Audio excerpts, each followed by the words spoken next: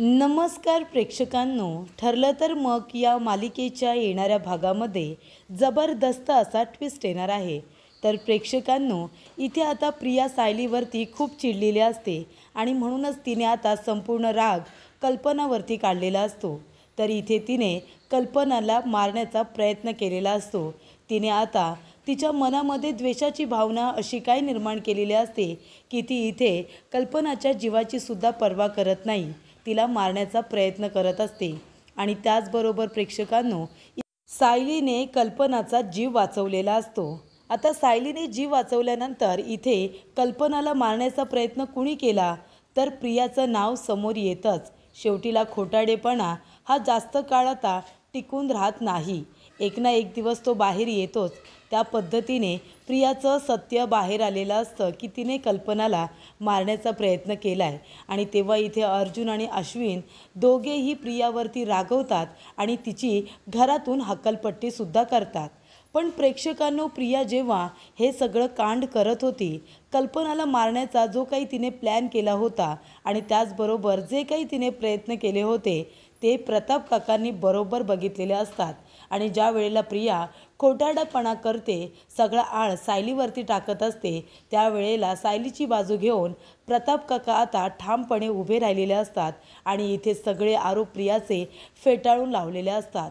आणि इथे सायलीला निर्दोष सिद्ध करत प्रियाच कशी गुन्हेगार आहे हे आता सगळ्यांसमोर प्रताप काकांनी आणलेलं असतं. तर प्रेक्षकांनो, येणाऱ्या भागामध्ये बऱ्याचशा गोष्टी घडणार आहेत. तर इथे प्रियाने कशा पद्धतीने आणि कशासाठी कल्पनाचा जीव घेण्याचा प्रयत्न केला आपण सविस्तरपणे बघूया. प्रेक्षकांनो, आपण बघितलं की इथे प्रियाचा खोटारडेपणा दिवसेंदिवस वाढतच चाललेला आहे. तर इथे आता उपवास करायचा नव्हता तर मोठेपणा करायची काय गरज होती. पण सायली इथे आता निर्जला उपवास करते, त्यामुळे मी सुद्धा उपवास करणार असं इकडे आता प्रिया, पूर्णाजी आणि कल्पना दोघींसमोर मोठेपणा करते. त्या दोघीजणी म्हणतात की तुला जर झेपणार असेल तरच कर, कारण आम्हाला सवय आहे, आम्ही साबुदाण्याची खिचडी खातो आणि इथे आता उपवास करत असतो. भागवत एकादशीचा उपवास आम्ही साबुदाण्याची खिचडी खाऊन करतो, तुला जर खायची असेल तर तू खा, असं सुद्धा पूर्णाजी म्हणते. तरीसुद्धा प्रियाला आता सायलीपेक्षा जास्त मोठेपणा हवा असतो. आणि प्रेक्षकांना आपण बघितलं की तिने उपवास कशा पद्धतीने मोडला. तिने इथे चटरपटर खाल्लंसुद्धा अस्मिताबरोबर आणि चायनीजसुद्धा बाहेरून ऑर्डर केलं. त्यामुळे ही गोष्ट पूर्णाजीला कळते. पूर्णाजी आता चांगलं तिला सुनावते, म्हणत असते की म्हणजे याचा अर्थ उपवास मोडलास तू आणि नाव आणतेस अर्जुनच्या बायकोवरती, तिच्यावरती तू आरोप करतेस विनाकारण. म्हणजे एखाद्या माणसाचा राग करायचा म्हणून सातत्याने त्याच्यावरती कितीही आरोप करायचे, तुला याची काही मुभा दिली आहे का? त्यामुळे इथे आता पूर्णाजीने प्रियाला चांगलं सुनावलेलं असतं. ती म्हणते, तन्वी अगं, तुझ्याकडून जास्त अपेक्षा नाहीच आहेत मला, पण ज्या काही गोष्टी तू करण्याचा प्रयत्न करतेस ना, त्यामुळे तू सातत्याने खोटं तर बोलतेस पण आमचा विश्वाससुद्धा गमावतेस, ही गोष्ट तू लक्षात ठेव. त्यामुळे प्रेक्षकांनो, आता पूर्णाजी चिडल्यानंतर कशा पद्धतीने कडू कडू बोलते हे आपल्या सगळ्यांनाच माहिती आहे. कल्पनालासुद्धा राग येतो. कल्पना म्हणते, तन्वी अगं, पूर्णाजी कुणावरती जबरदस्ती करत नाही गं, ज्याला उपवास करायचा आहे त्याने मनापासून करायचा, नाही केला तरी आपल्या घरामध्ये कुणीही जबरदस्ती नाही करत.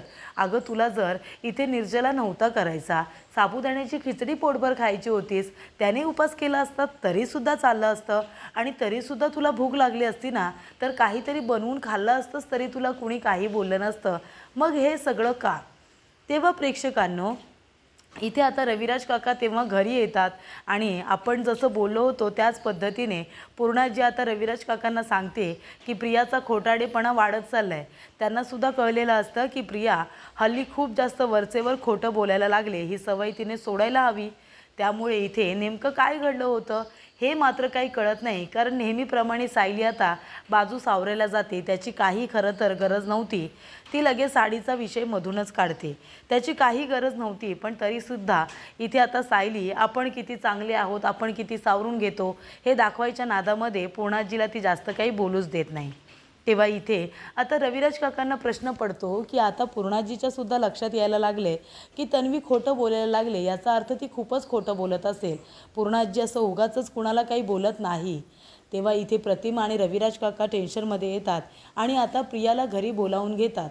रविराज काका तिला जाबच विचारतात की नक्की काय घडलं होतं, पूर्णाजी तुला असं का बोलल्या? अगं घर जोडलं जातं ना, तू तर तोडायचं बघतेस. तेव्हा प्रतिमा म्हणते की तन्वी, अगं तू जरा सायलीकडे बघ ना, ती किती प्रयत्न करते आपलं घर टिकवण्यासाठी, सगळ्यांची मनं जिंकण्यासाठी किती प्रयत्न करते ती. अगं आम्हीसुद्धा तिच्यावरती रागवलो होतोच ना, मी नाही पण रविराज तर रागवले होते ना, पण तिने त्यांचंसुद्धा मन जिंकलं का? तर तिच्या चांगुलपणाने, तिच्या खरेपणाने. जे काही खोटं ती बोलली होती ती एकटी बोलली नव्हती, अर्जुनने तिला सांगितलं होतं आणि तिने तेव्हासुद्धा तिच्या नवऱ्याचा मान राखला होता.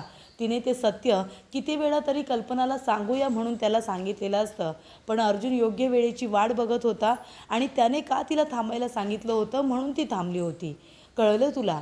पण ती खोटं बोलली नव्हती. जर मग खोटं कोण बोललं असेल तर ते दोघेजण होते.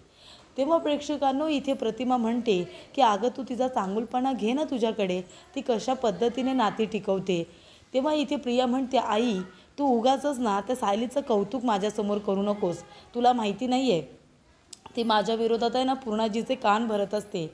तेव्हा इथे आता रविराज काका म्हणतात, अगं काय बोलतेस तन्वी, तुला तरी कळतंय का? अगं पूर्णाजी, कल्पना दोघीजणी तिच्याबरोबर नीट बोलतसुद्धा नाही. मी बघितलंय ना, ती सायली बिचारी सगळं काही पुढे पुढे होऊन करत असते. त्या दोघीजणी तिच्याबरोबर नीट बोलतसुद्धा नाही. आणि सायली काय तुझ्या विरोधात कान भरणार गं? सायलीचा स्वभाव आम्हाला काही माहिती नाही आहे का? ती कधीच कुणाच्याही विरोधात कुणाचेच कान भरत नाही, एवढं तरी आम्ही तिला ओळखलं आहे. त्यामुळे इथे माणसाचा स्वभाव आहे ना कधीच लपून राहत नाही. माणूस नाटक किती दिवस करणार गं? माणूस 2 महिने 3 महिने नाटक करू शकतो. इथे असे वर्षानुवर्ष माणूस कधीच नाटक नाही करू शकत. सायलीचा स्वभाव आम्ही पहिल्या दिवसापासून बघतोय. ती जशी पहिल्या दिवशी होती ना, अजूनही ती तशीच आहे. या 3 वर्षांमध्ये तिचा काही बदल नाही आहे. तेव्हा रविराज काका म्हणतात, नक्की काय झालं होतं ते सांग. तेव्हा प्रिया म्हणत असते की भागवत एकादशीचा उपवास केला होता आणि मला भूक लागली होती म्हणून मी बाहेरून जेवण ऑर्डर केलं होतं. ते पूर्णाजीला आवडलं नाही आणि मी म्हणाले की सायलीनेच ते खाल्लं आहे म्हणून. तेव्हा इथे रविराज काका म्हणतात की पुन्हा जर तू अशी कधी वागलीस ना तन्वी, तर तुझा हा खोटाडेपणा मी कधीच सहन करणार नाही. मी आत्ताच तुला सांगून ठेवतोय. मला अजिबात आवडणार नाही की तुझ्यामुळे त्या लोकांना त्रास होईल. ही एक गोष्ट लक्षात ठेव, कारण अश्विनबरोबर लग्न करण्याचा निर्णय सर्वस्वी तुझा होता. कळलं तुला? तेव्हा इथे रविराज काका आता प्रियाला चांगले खडे बोल सुनावतात. प्रियाच्या मनामध्ये सायलीबद्दल अजूनच राग निर्माण झालेला असतो. आणि एकीकडे प्रेक्षकांनो इथे आता कल्पनाला सुद्धा कळत असतं. प्रताप काका कल्पनाला म्हणतात की बघितलंस ना तुझी लाडकी सून काय करते, किती खोटं बोलायला लागले. आता तर पूर्णाजीच्या सुद्धा ते लक्षात यायला लागले.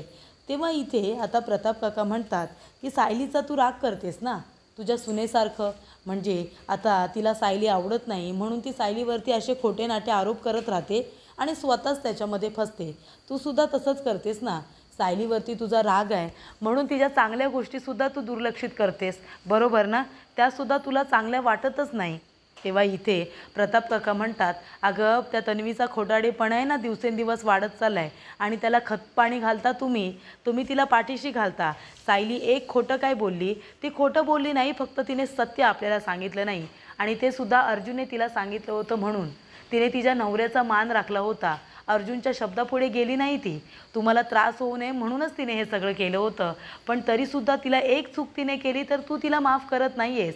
आणि तन्वी किती वेळा खोटं बोलली, किती वेळा तिने सायलीचा अपमान केला आहे, तिच्यावरती आरोप केलेत, ते मात्र तू सहन करतेस नाही का? तेव्हा कल्पनाला सुद्धा ते दिसत असतं. ती म्हणत असते की प्रियाचा आगाऊपणा दिवसेंदिवस वाढत चालला आहे, त्याला वेळीच आता आळा बसवायला पाहिजे. तेव्हा इथे प्रेक्षकांनो जेव्हा इथे तन्वी बाहेर येते तेव्हा कल्पना म्हणत असते की तन्वी, काल जो काही प्रकार घडला तो पुन्हा घडता कामा नये. पूर्णाजीने तुला अगदी व्यवस्थित समजावून सांगितलं. पूर्णाजीला तू खूपच जास्त हर्ट केलेस. तुला कळत नसेल तर मी तुला सांगते, तुझ्याकडून त्यांना जास्त अपेक्षा नसल्या तरीसुद्धा तू या घरची सून आहेस हे लक्षात ठेव. आणि छोट्या छोट्या गोष्टींसाठी इतका खोटाडेपणा करायची गरज नाही. आपल्या घरामध्ये कुठल्याही सुनांना बंधन नाही आहेत, कळलं ना तुला? त्याच्यामुळे आता पुन्हा इथे उपवासासाठी एवढं मोठं नाटक करायची गरज नाही. आणि सायलीचा आम्ही राग करतो, तू का गं राग करतेस तिचा? कारण तिने अर्जुनबरोबर लग्न केलं म्हणून. त्या दोघांचे एकमेकांवरती प्रेम होतं म्हणून त्यांनी लग्न केले. आम्हाला त्याचा राग आलाय, पण त्याचा फायदा तू करून घेऊ नकोस. सातत्याने तिच्यावरती खोटे नाटे आरोप करू नकोस आणि घरातलं वातावरण विनाकारण गढूळ होईल असं तू काही करू नकोस, असं कल्पना आता प्रियाला सुनावते. तेव्हा इथे अश्विन म्हणत असतो की मम्मा, अगं एवढं काय घडलंय तू सांगशील का? का तू पूर्णाजी तुम्ही एवढे का तन्वीला बोलताय? एवढं काय केलंय तिने? ती सायली तुमचे कान भरत असते तिच्या विरोधात आणि तुम्ही विनाकारण तन्वीला बोलताय. तिने काय इतका खोटाडेपणा केलाय? पूर्णाजीसुद्धा काल असंच बोलत होती. तेव्हा कल्पना म्हणते, अश्विन तुला काही माहिती नसेल ना तर मी तुला सांगते. काल भागवत एकादशीचा उपास प्रियाने केला होता, तर ती काय म्हणाली की मी निर्जला करते. पूर्णाजी म्हणाल्या की निर्जला करू नकोस, तुला सवय नाही आहे ना, तू साबुदाण्याची खिचडी खा. तर ती म्हणाली की नको नको पूर्णाजी, मी करेन म्हणून. आणि तिने अस्मिताबरोबर रूममध्ये बसून खाल्लं आणि त्यानंतरला बाहेरून तिने चायनीजसुद्धा ऑर्डर केलं होतं, पनीर चिलीसुद्धा ऑर्डर केलं होतं.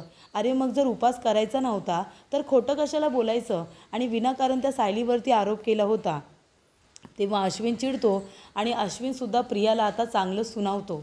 जेव्हा अश्विनला ही गोष्ट कळते तेव्हा त्यानंतर प्रेक्षकांनो इथे प्रिया आता ठरवते की कल्पनाला धडा शिकवायचाच. आणि ती अश्विनला आता विचारत असते की अश्विन, तुला गोळ्यांबद्दलचं सगळंच माहिती असेल, तू तर डॉक्टर आहेस ना, मग मला सांगतोस का अशी एखादी कुठली गोळी असते रे, ती घेतल्यानंतर माणसाला चक्कर येऊ शकते, तो बेशुद्ध होऊ शकतो, अशी कुठली एखादी गोळी आहे का? म्हणजे 2-3 दिवस तरी माणूस आजारीच. तेव्हा इथे अश्विन म्हणत असतो, तू का अशा गोळीबद्दल विचारतेस गं?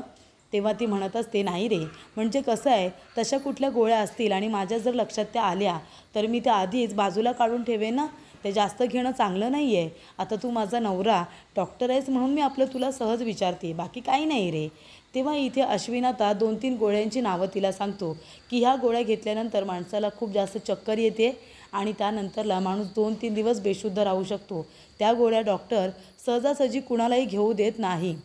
त्यानंतर इथे प्रेक्षकांनो आता प्रियाने बरोबर त्याच गोळ्या ऑर्डर केलेल्या असतात. त्या गोळ्या आता ऑर्डर केल्यानंतर ती इथे कल्पनाला त्या गोळ्या देणार असते. तर इथे सायली दरवेळेला कल्पनासाठी सब्जाचं पाणी असं भिजत ठेवत असते.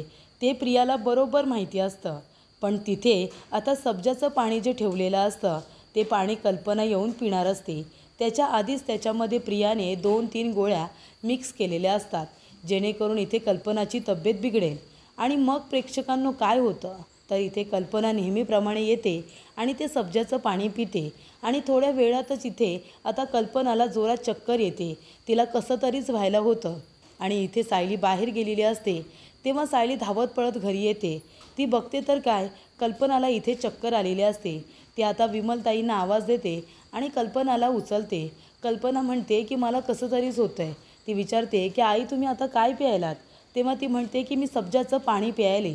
तेव्हा सायली धावत पळत जाते आणि मिठाचं पाणी करून आणते आणि इथे कल्पनाला ते प्यायला देते. तेव्हा कल्पना ते मिठाचं पाणी प्यायल्यानंतर तिला उलट्या वगैरे होतात. तिला उलट्या वगैरे झाल्यानंतर इथे आता अश्विनला तोपर्यंत सायलीने फोन केलेला असतो आणि अश्विन धावत पळत येतो आणि इकडे आता कल्पनाला तो आधी चेक करतो, तिला इंजेक्शन वगैरे देतो. तेव्हा प्रिया म्हणत असते, अश्विन हे सगळं ना या सायलीमुळे झाले. तुला माहिती आहे का, आईने आहे ना सब्जाचं पाणी प्यायल्या आणि त्यांना उलट्यासुद्धा झाल्या. या उलट्या हिच्यामुळे झालं कारण मिठाचं पाणी दिलं म्हणून. तेव्हा इथे अश्विन म्हणत असतो की तन्वी गप्प बस, जे काही केलं सायली वहिनीने ते बरोबर होतं. तिने मिठाचं पाणी दिलं म्हणून मम्माच्या पोटामध्ये जे काही विष गेलं होतं ना ते बाहेर पडलं, कळतंय तुला? त्या सब्जाच्या पाणीमध्ये विष होतं, मम्माच्या पोटात विष गेलं होतं. बरं झालं मिठाचं पाणी दिलं म्हणून मम्माचा जीव वाचला. आता मी इंजेक्शन वगैरे दिले मम्माला. तेव्हा इथे आता प्रिया म्हणत असते, ते सब्जाचं पाणी तर सायलीच देते ना, मग तिनेच काहीतरी मिक्स केलं वाटतं त्याच्यामध्ये. तेव्हा सायली म्हणते, तन्वी हे काय बोलतेस तू, तुला तरी कळतंय का? तेव्हा इथे सायली म्हणते की मी आज सकाळपासून बाहेर गेले होते, सब्जाचं पाणी मी विमलताईंना भिजत ठेवायला सांगितलं होतं. तेव्हा विमल म्हणते, हो सब्जाचं पाणी तर मी भिजत ठेवलं होतं, पण मी असं काहीही केलेलं नाही आहे, मी तर रोज ठेवते.